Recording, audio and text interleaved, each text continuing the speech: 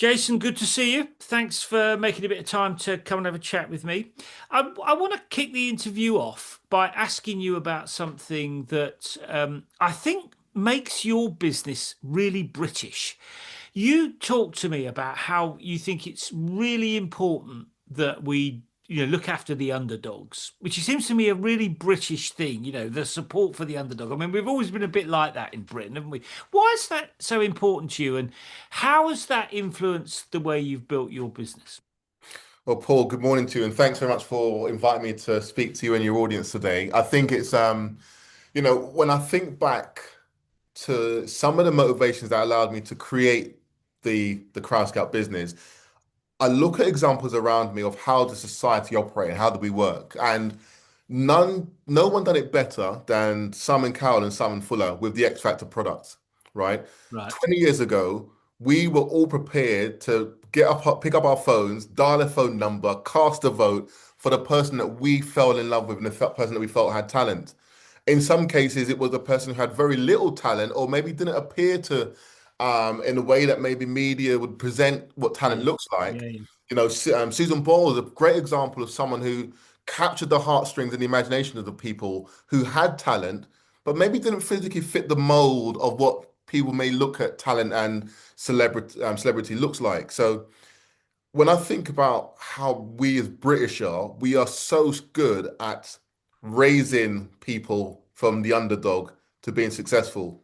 And with that came a part of the vision that really motivated me to launch or to build out, sorry, the actual Crowd Scout business.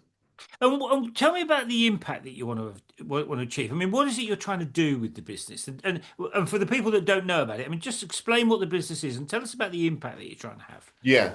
So I think what's really interesting is I s- I've started a few businesses, and a lot of the businesses that I've started in the past have come from my own pain and experiences, or really observing what someone else is going through and trying to find a solution to that. When I was a young child, so I'm 46 years old now. When I was a young child, I think I had some sporting talent. I could run the 200 meters very, very fast. I Wow. think I could qualify for Team GB or at least competed on a local regional level. I think I was really good to do that without any training. I never lost a 200-meter race. At football, I was tall, I was big, I was strong. I had two good feet, but what my background socioeconomically was poverty stricken. We was raised in a single parent home on a council estate in South London. Mum never had any real disposable income. More important, she never had any time because she would often work two Yeah. jobs. Yeah. And so any talent that I had in my sporting endeavors, my mum never had the time to take me to go to practice. If she had the time, we never had the money for me to pay for the practice or the equipment, be it football boots or boxing gloves or running track boots, shoes at the time, the cleats that you wear, the spikes you wear on the track. And so any talent that I had would stay and remain buried because I never had the access to the opportunities that other, maybe sometimes fortunate people had, would have had, or maybe those who made bigger sacrifices had. So And the how does, just mm, explain to me, how does Crowd Scout fix that problem? Because sorry, I want to ask about that because I think you've come at it in a really interesting way. Just tell us about yeah, how that fixes the problem. but we want to democratize access to elite sport for grassroots and hidden talents, right? Athletes. What we're doing is we're creating a style, social media style experience, similar to that of Instagram and TikTok, but dedicated solely to sport.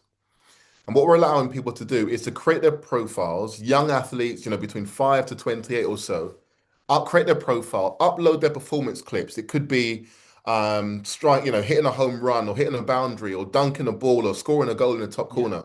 Yeah. Uploading those performance clips, doing drills in the garden where you don't need any money to create a clip apart from an internet access and a phone. You upload those clips, and then we, the crowd, we, the fans, get the ability to rate and rank and score that performance clip. So this kind of really panders now to the underdog, right? There's a young child Mm. who's playing on a council estate on concrete or in really tall grass and doing some amazing tricks.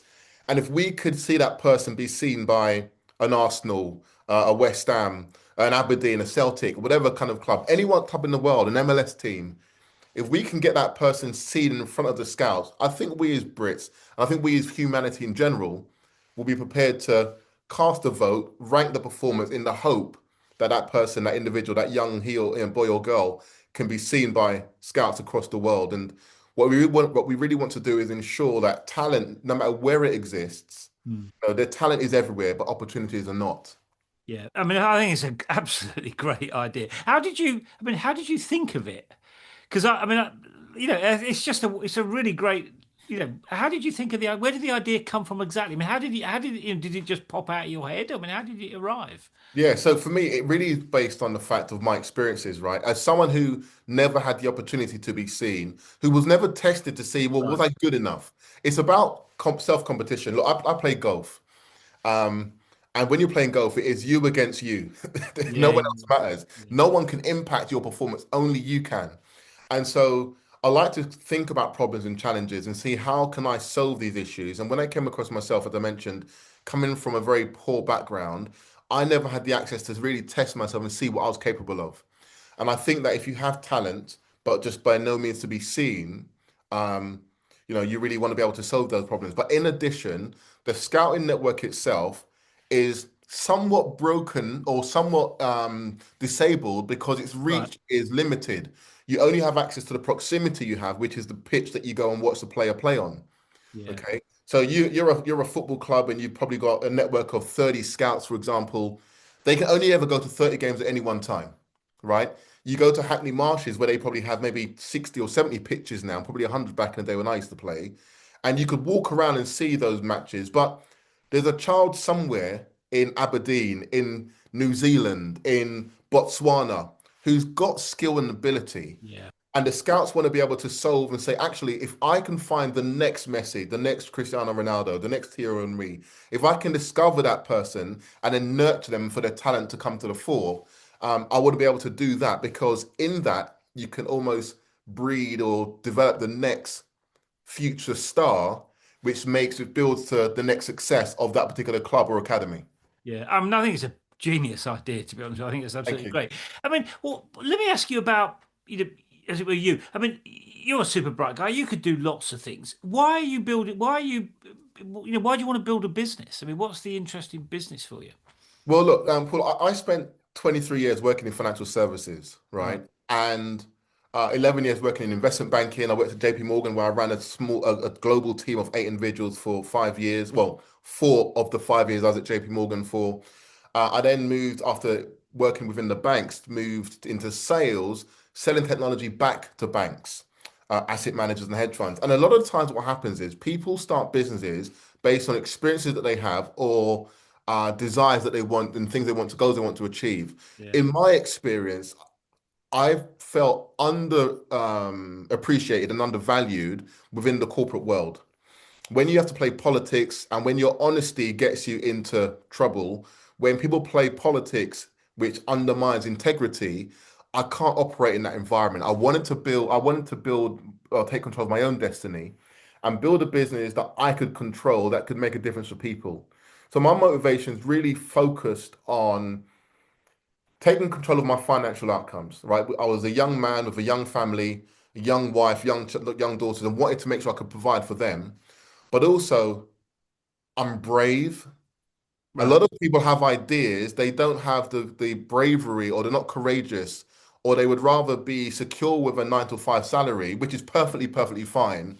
But sometimes when you lay it all on the line, I think there are bigger rewards out there. And I was just someone who was prepared to take a risk.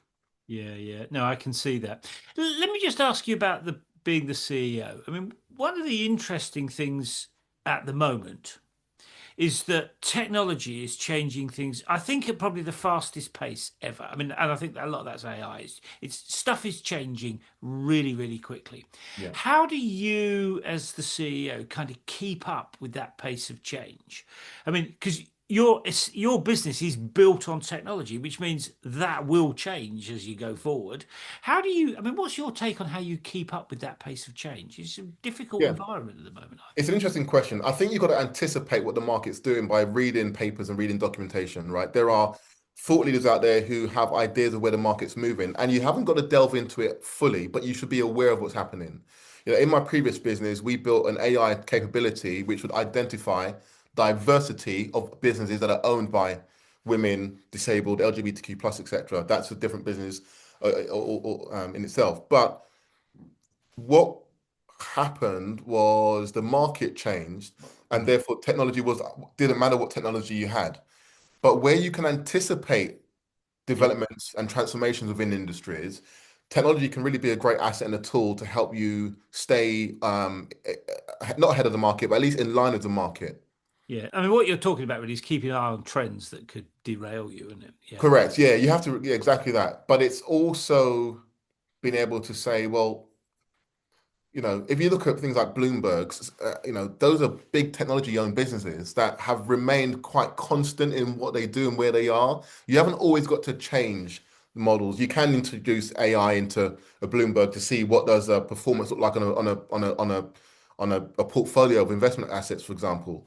But that's a great tool to have. Yeah. But really, sometimes just doing what you do, doing it well, is probably more powerful because you can be consistent in that and keep a series of customers that actually like the lack of change. Not all customers like change.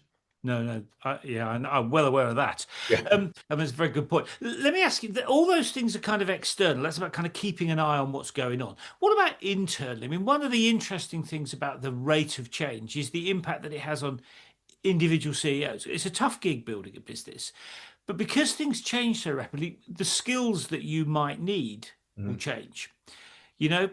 What's your take on that kind of individual sense of your strengths and weaknesses and how you play to your strengths and how that helps you build the business? I mean, what's your take on that internal Mhm. kind of development process, if you like? Well, look, I think a lot of founders, they don't really strike gold in their first attempt, right? No. You probably need to lose a few and you need to be able to embrace losing. And I'm very comfortable with losing. I don't consider failing losing. I think failure is a lesson. They say it's the first attempt in learning, right? To, Yeah, to yeah. fail.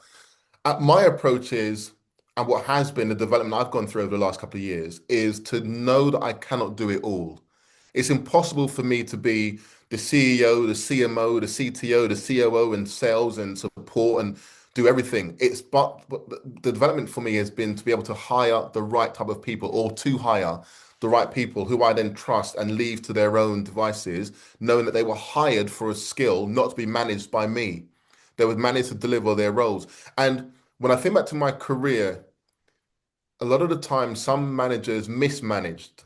They hired me as an experienced sales professional, head of sales in many cases, but then tried to tell me how to do my job when my numbers spoke for themselves. I think sometimes the development for any CEO is to hire wisely. When you build a startup business, you are essentially a recruitment company. Mm. I'm not a technology company yet. We are a recruitment company looking for talent that can deliver on our dreams. And so really, it really boils down to, from my perspective, of being comfortable with where I'm weak or where I have areas of improvement, focusing where I'm really strong, and then hiring those individuals and trusting them. Delegation is probably one of the strongest attributes any CEO can have, um, of being able to, and then trusting the employees to deliver on those goals and strategic ambitions. Yeah, I mean, I'll come back to the staff bit in a second. Let me just ask about, I mean, building a business. I know building a business is like riding a roller coaster, good days, bad days. And what is it that motivates you to kind of jump out of bed every morning and ride that roller coaster?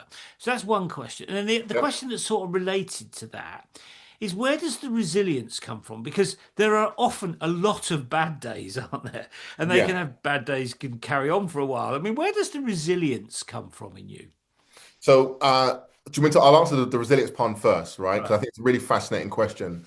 I termed the phrase during my last business CPR.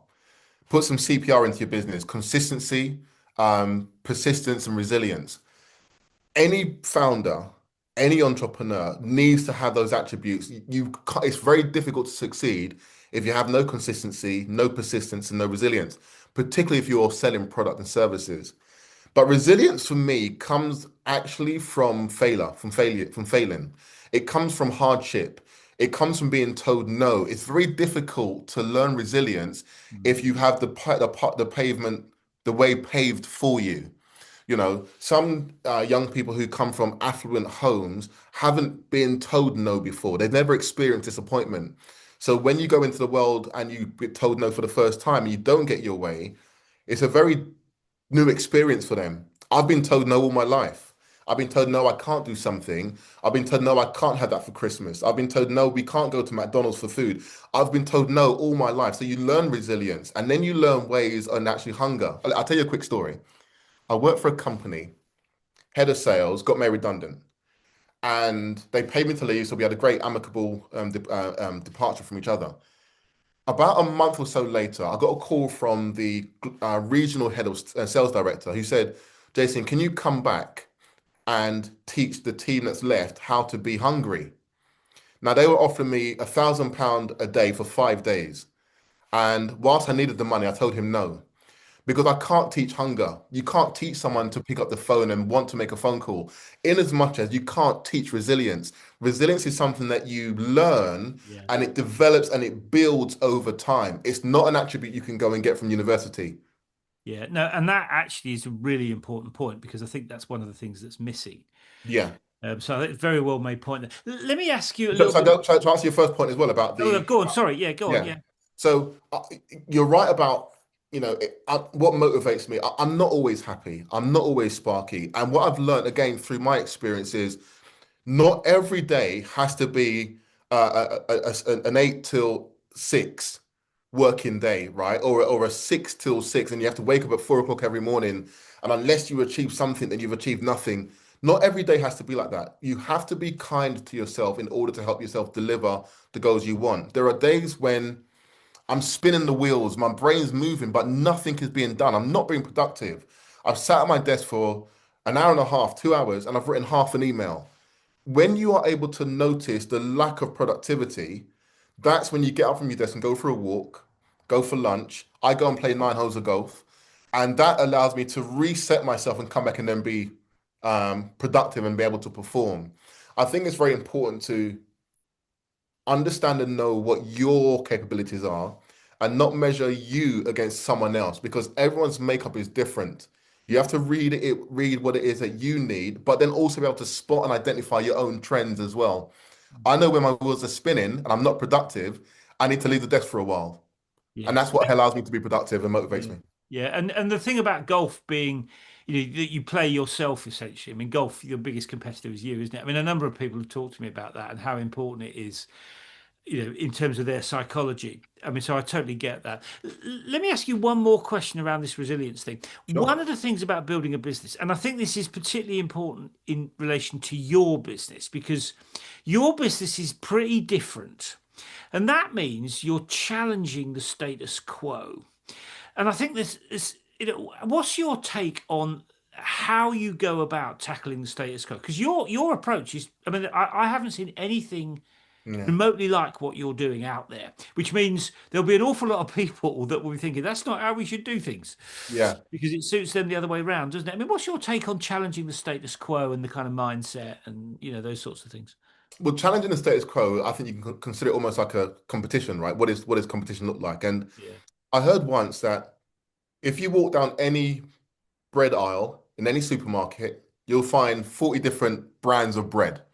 It's all just flour and water, essentially, yeah, right? And when I consider that approach as from what competition is, then the status quo for me is there to, well, what can you do differently and not be intimidated by the status quo? yeah, I've always said that sometimes you want to try and reinvent the wheel, a new mousetrap. Sometimes you want to test where are the gaps and what could be done differently, or how could you package something to deliver a different message. And what we're doing with CrowdScout is we've read the market, we've spoken to individuals, we've conducted some research, we've validated what we're saying with parents, we've validated what we're saying by children, and we've seen the experiences ourselves on these social media platforms that are become quite noisy. For all of the success Instagram has had and all the user engagement it creates, it's quite noisy, and you just see almost everything from unsavory content, sexualized content. There's comedy. There's food, there's football, there's how to fly a plane. You see everything, and I think it becomes noisy. And what I like to do is actually create a place. I want to create a place where it is really focused on delivering a very specific need, which is to help talent be discovered without the noise. You know, if you look at the LinkedIn model, I think it's a very good, powerful model actually, in terms of LinkedIn has got all the professional people on there that could be married and do dating, but it didn't decide to be a dating app. It stayed as what it is and may remain true to it. And we want to be true to what we are, which is a platform to showcase hidden talent and allow those talents to shine and hopefully be scouted. Yeah. I mean, let me pick up one of the things that you just mentioned. I mean, social media. I mean, one of the things that's different about building a business today compared to, say, 20 or 30 years ago, Yes. when I started, is that every business is being built, if you like, in under the scrutiny of social media. We're building businesses in the age of social media, which Yeah. means any member of staff, any customer, any stakeholder could start saying things, doing things, whatever. So it's a really quite a difficult time to expose yourself to the public, I think, in that.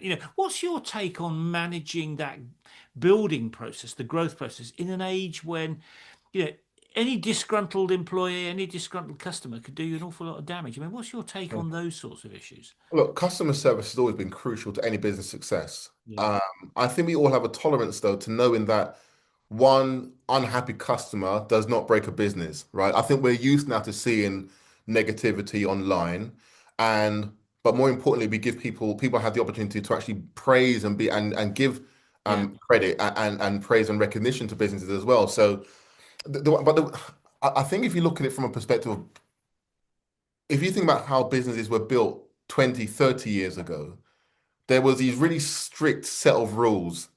mm, Find a niche, try to find a USP, go to one market, and it was quite restricted. The internet and the World Wide Web has actually changed how you do business today.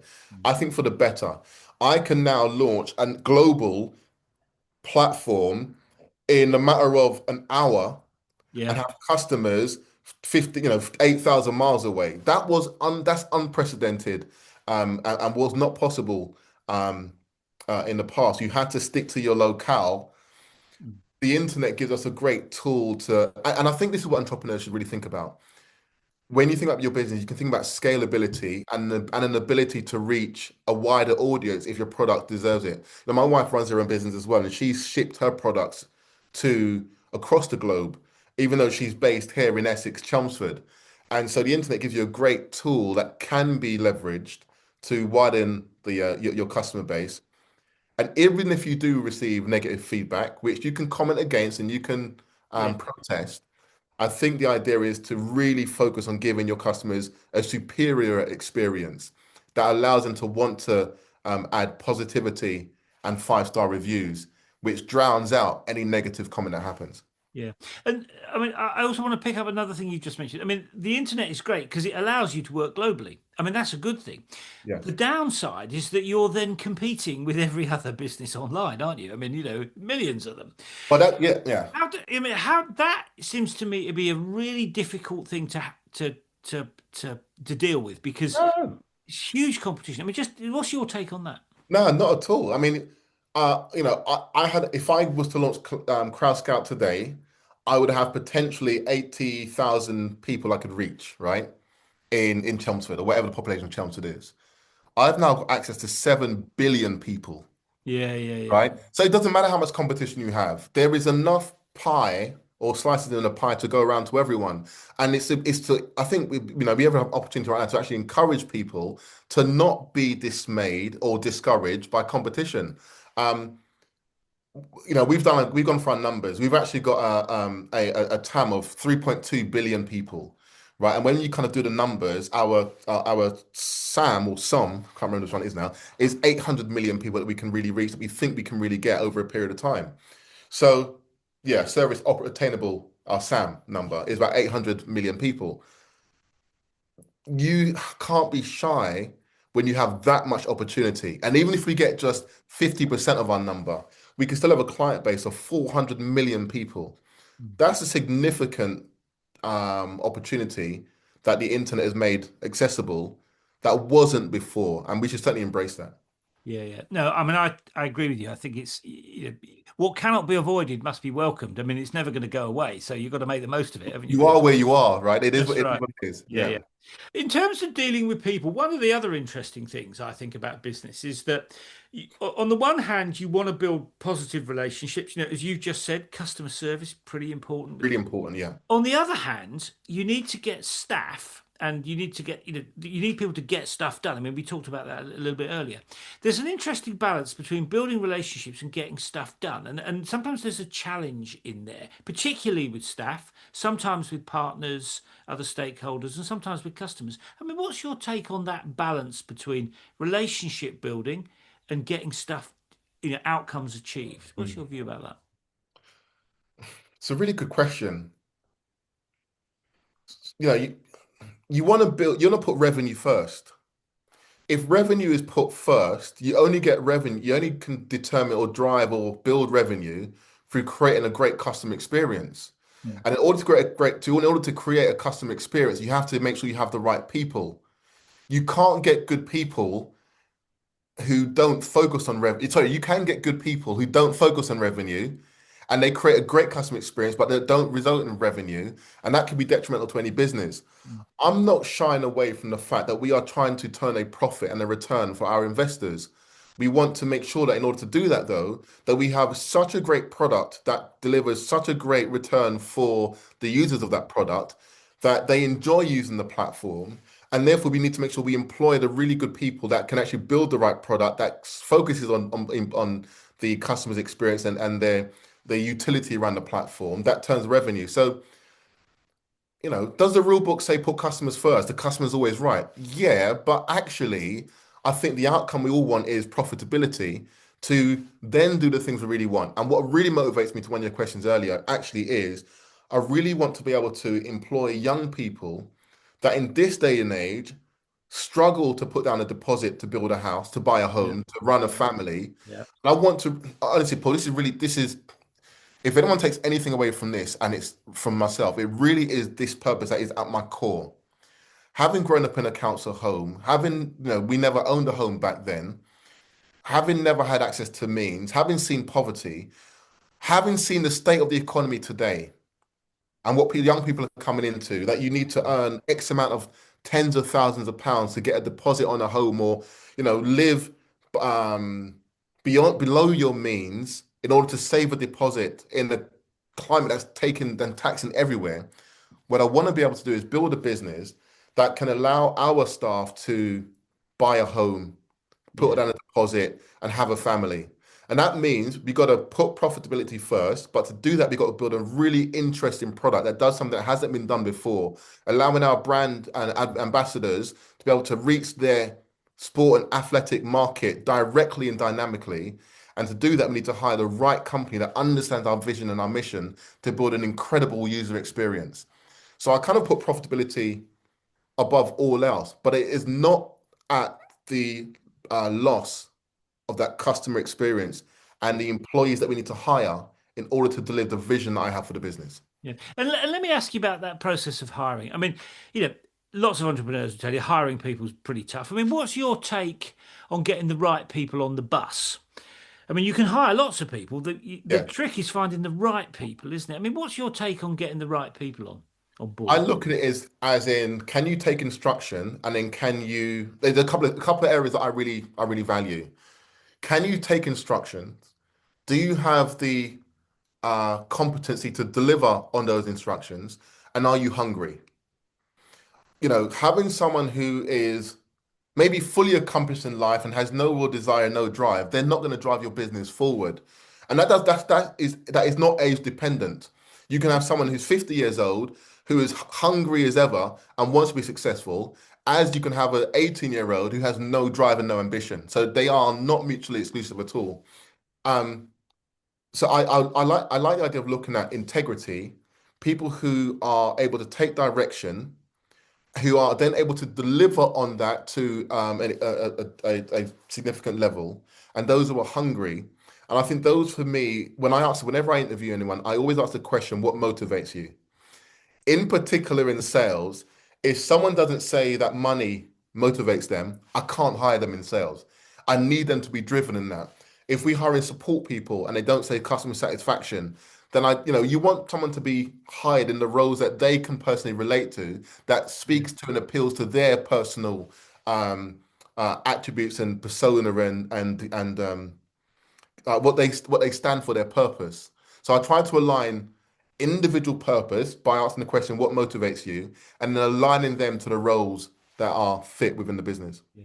And once you've got them on board, I mean, one challenge is getting the right people on the bus. The second challenge is to be is creating an environment, a culture, if you like, a working experience where people can perform at their to their best. Because you don't have big teams, so you need if you've only got a relatively small team, you need people that can make there's no room to carry slack, is there? How do you create an environment in which people can perform at their best? I mean, what's your experience of that? The key thing is to be accessible, right? Um, am I accessible to conversation? Am I accessible to feedback? And do I not take it personal? It's down to me more than anything else to be that approachable person, to listen to people's ideas and to not shut them down. Look, when I worked in corporate, here's what I didn't like.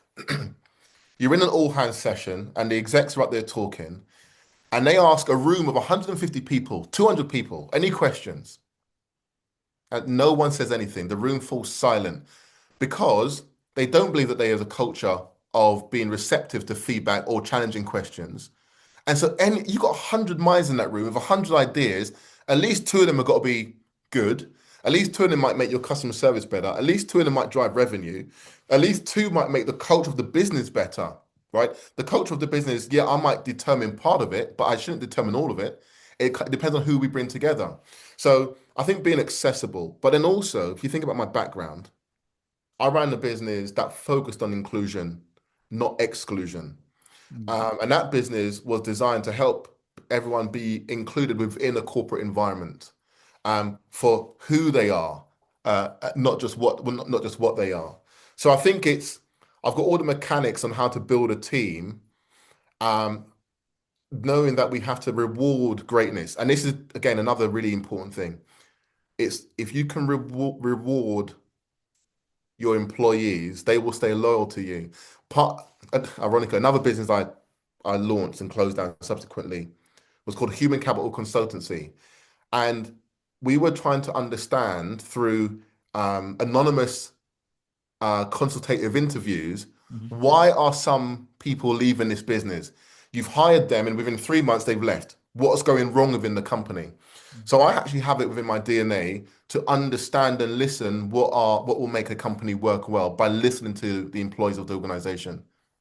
Yeah. Okay. I mean, it's easier said than done, though, isn't it? That I mean, there's always 101 other priorities rather No, than I don't think so. I think it boils down to, look, the fish rots from the head, right? yeah, What is my appetite to feedback? yeah, If I'm wrong and ignorantly wrong, then it stops with me, or the buck stops with me. So I don't think it's difficult. I think, yes, you want to drive a business forward, and yes, you absolutely need to take control and make decisions. But if you think it's just you alone running this business, then yeah, you're yeah, missing yeah. part of the value of the company, Yeah. right? I mean, I wasn't actually thinking about you. I was thinking about all the other companies that don't do it Oh, very you know, sorry, yeah, I wasn't. I well. was. I was talking in the third person. Yeah, Yeah, but yeah, yeah, there are. Look, you hire and employ people for a reason, and I think that they have. Someone's got 15 years experience. That counts for something. They should not be silent in that room in that all hands session. They should be able to say, "Listen, when you talk about your strategic direction, based on my experience and across these sectors across 15 years, actually, this is where the opportunity might lie."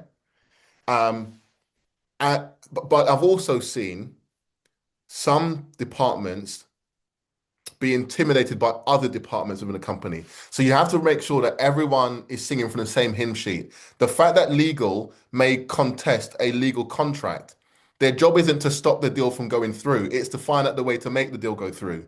And yeah, it's for the salesperson's responsibility to make sure that the legal team are brought into the process and not just used as an asset, but actually involved and feels part of the family as well. So, look, building teams, building people, building understanding between people and is what we do and what you need to do. And that just requires that there are teams that talk to each other, right? Legal shouldn't be sitting too far away from compliance or sitting too far away from sales, and sales shouldn't be sitting too far away from support. There should be a unity that allows them all to function in a way that is conducive to success. Yeah, yeah. I mean, like I said before, I mean, easier said than done, I think. You know, if we could I'm all do sure. it, it would be different, wouldn't it? I Yeah, mean, but a very well made point. I speak so strongly about it, but yeah, it's definitely easier said than done. Yeah, yeah. Let me ask you about. We've talked about sort of building a team and creating a business and building the business. I mean, tell me about customers. In your view, what makes a good customer and why? Again, so based on my experience, right, a good customer will give you a review, a positive review, and they will tell their friends about you. You know, it's not always repeat business, but actually, can they influence someone else to buy from you as well? I think that's what really makes a really good customer. Um, yeah, I think that's what makes a good customer. They may buy from you once or twice, but actually, will they tell their friends about you and recommend you to others? So that recommendation, I think, is what makes a good customer. Yeah, and how's that going to shake down in relation to crowd scale? I know it's different from your previous business. I mean, Yeah. how's it going to shake down in this context? I mean, just talk me through that. Who are you looking? What's your ideal, to coin the phrase that the startup people have? You know, what's your ideal customer profile, and Yeah. why is that relevant to crowd scale? So when you think about it, we got three customer bases, right? Um, the first one is the athlete, the person who is Yeah, scoring goals and just wants some recognition. Can we get them a tool that can get them in front of the world inside 5 seconds and yeah, have someone say, I love that goal, or that goal was great, and rate it, right? So that person, that child, then says to their friend, oh, go onto this platform and like it for me. So now that friend joins the platform, and now we've got two users. So straight away, that one person becomes two because the friend wants to rate their friend's performance. yeah, Then we've got the parent, and this is the interesting one. The parents and guardians of these young people, sometimes in sport is actually a way out of poverty yeah, for some people, yeah, right? A portion of the population. It certainly would have been for my family had I been successful in pursuing it. And so there are some people, some families, single parents or coupled parents, who say we've got a child here, we're sacrificing everything we can. Mum or dad are working 2 shifts at the plant. They're trying to do as much as they can to get their child seen. That parent or guardian or parents and guardians are great for us because they will upload the content into the platform and vote to ensure that their child gets a chance to be seen by a scout who could be in Australia, who could be in the US, who could be in Birmingham. And then you've got the scouting network. The scouting network are people who, instead of trying to get to 50 pitches a year, right? They can probably watch 50 matches, uh, 52 weeks a year. They can probably watch 100 matches a year, right? Watching 2 matches a week. If we could get them performance clips from thousands of people mm, in a day, we think that's a really great way for them to experience the platform as well. So we have to build, in terms of us, we have to build a product that services those three customers um, really, really well. So that we have, I couldn't put a hat on the ideal because we have three customers that we're really focusing on. yeah. No, I understand that, and because there will be tensions between them, won't there? I mean, those customer groups, they'll see things, some things in different ways, won't they? Yeah, but they'll actually also really work well together. There's really great harmony between them as well because the player uploads the clip, the parent likes the clip, and the scout sees the clip that the parent liked that the person uploaded. So it's a really great funnel between the three. And what you hope to do is tell a story one day that little Sarah Jane was found on Crowd Scout and now she's playing for England. I mean, that would be an amazing story to tell in the future. Yeah, yeah. And it's a win-win, as you just said, isn't it? I mean, everyone benefits if you can get it right. Yeah. Let me ask you about the journey that you've been on. I mean, you've been on a really interesting journey. When you look back, I mean, what would you say you've learned from your experiences? I mean, what are the big things that that have changed you? I guess it's not where you start, it's where you finish. Look, like I mentioned, right, Paul, like I come from a single parent background. I haven't got a degree, couldn't afford to go to university. What I did have was hunger. And my first job at the age of 16 was actually in an investment bank because my mum worked in the canteen of the Industrial Bank of Japan, Oh, right? And in the summer, they called me in to actually be a messenger. A messenger, for those who don't know, is when you walk around the offices on the sixth floors and you pick up envelopes and you deliver envelopes and you're dropping off letters and you're picking up letters.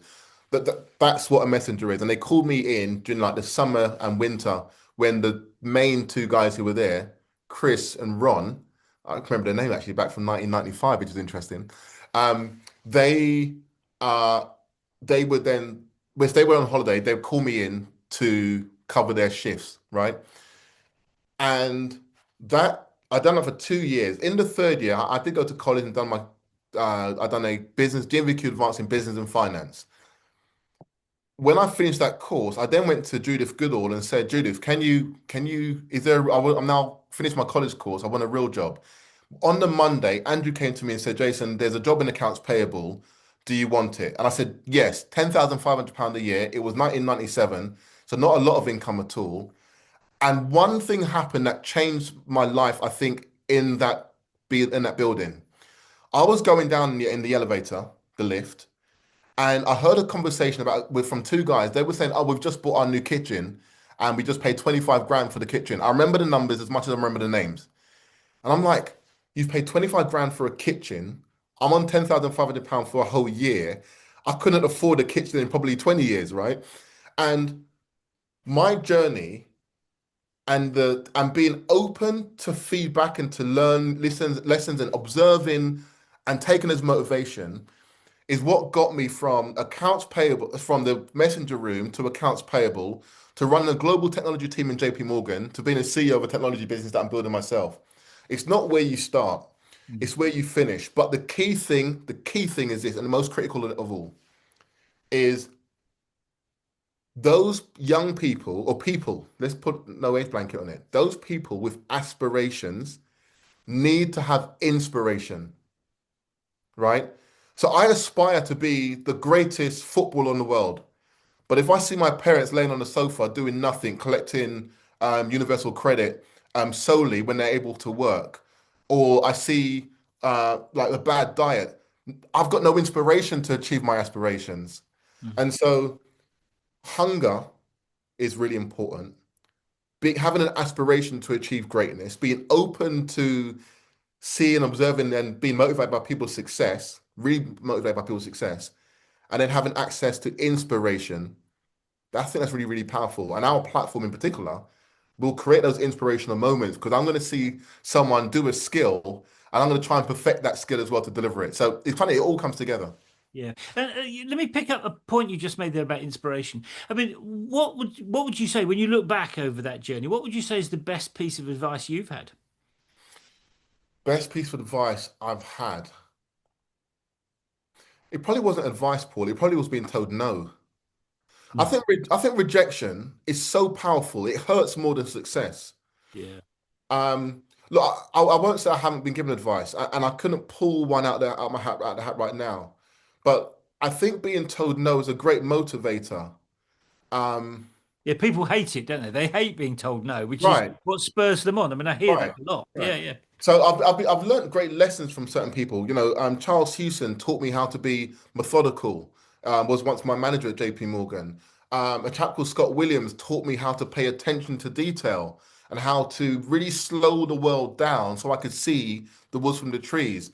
Um, I've learned from really good leaders. I've learned from bad leaders, but I think being told no is perhaps for me personally the greatest motivation that I had because I got a confidence and a belief that I can overcome anything, and I don't mind being told no.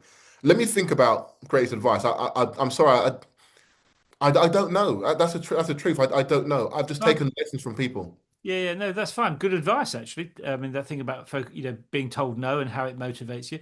Yeah. Let me ask you about the flip side. I mean, if you were to if a rookie CEO came to you for advice, what would be the one piece of advice you'd give them? Yeah, it would be really to embrace failure because what happens with failure is that we take it to heart and then it dampens our flame, right? And Yeah. then everything we focused on, we lose sight of.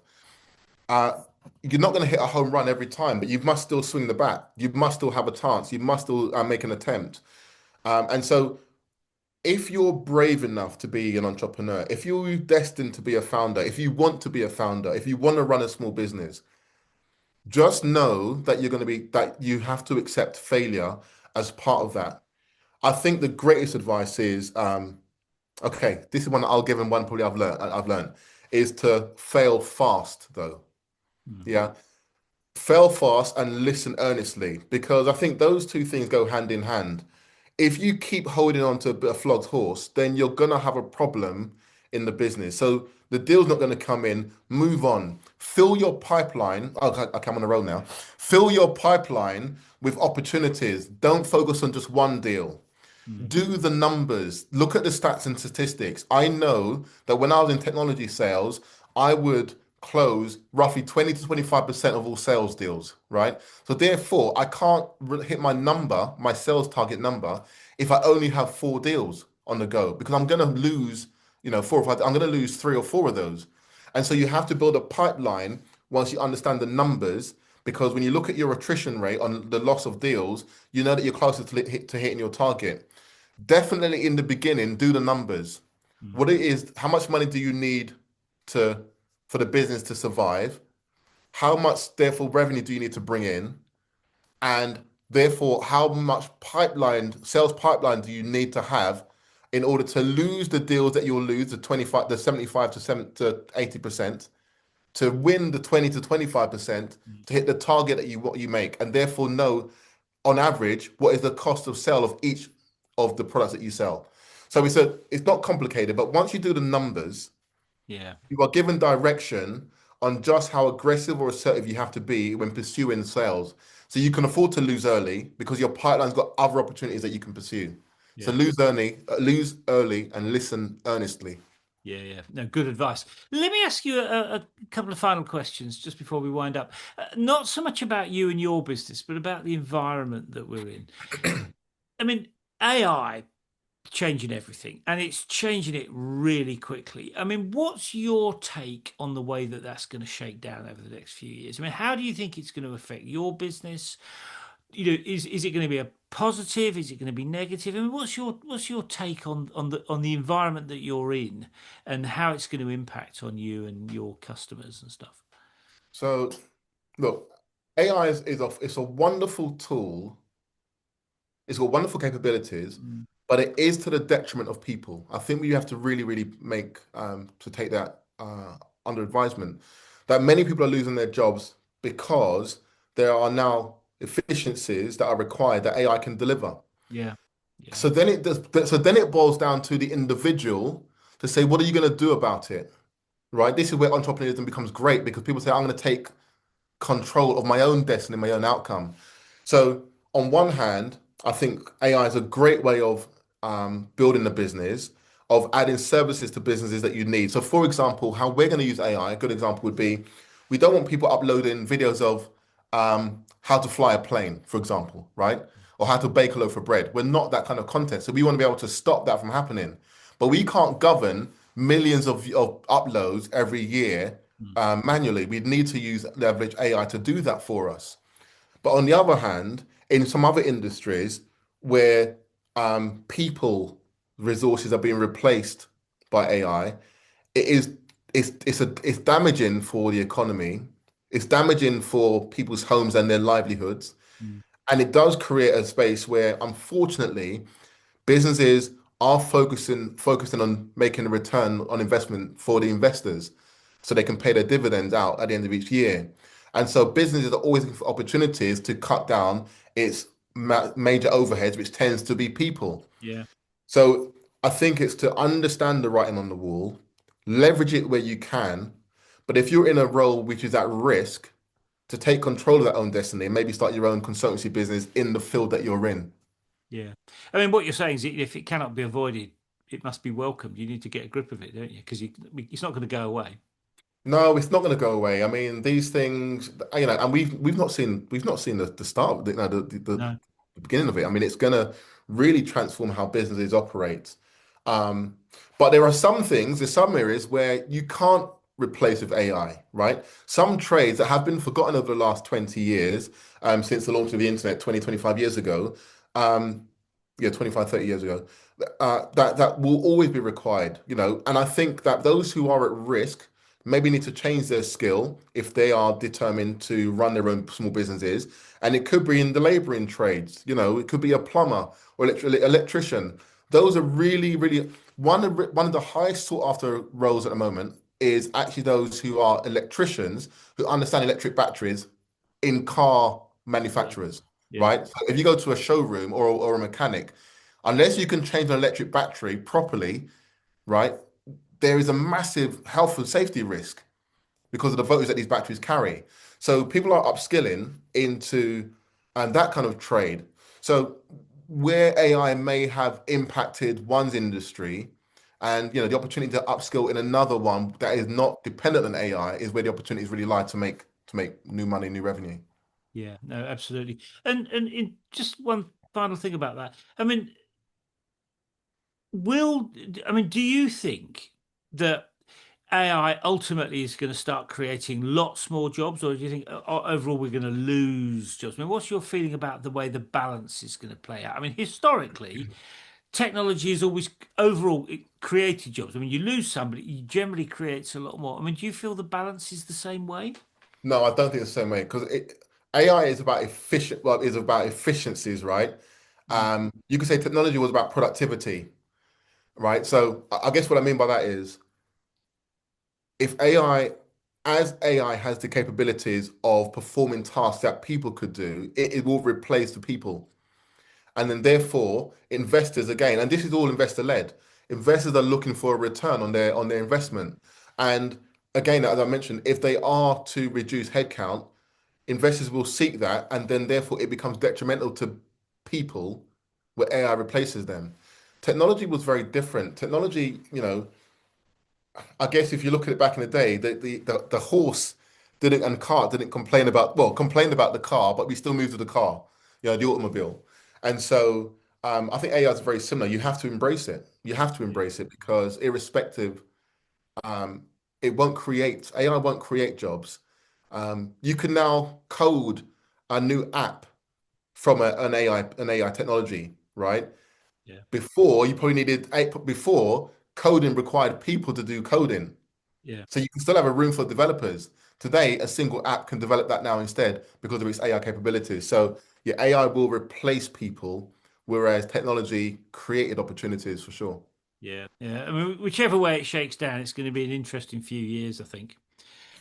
Yeah, but again, as you said in the very beginning, it's a matter of reading the tea leaves and seeing what you can do now that you have warning or insight.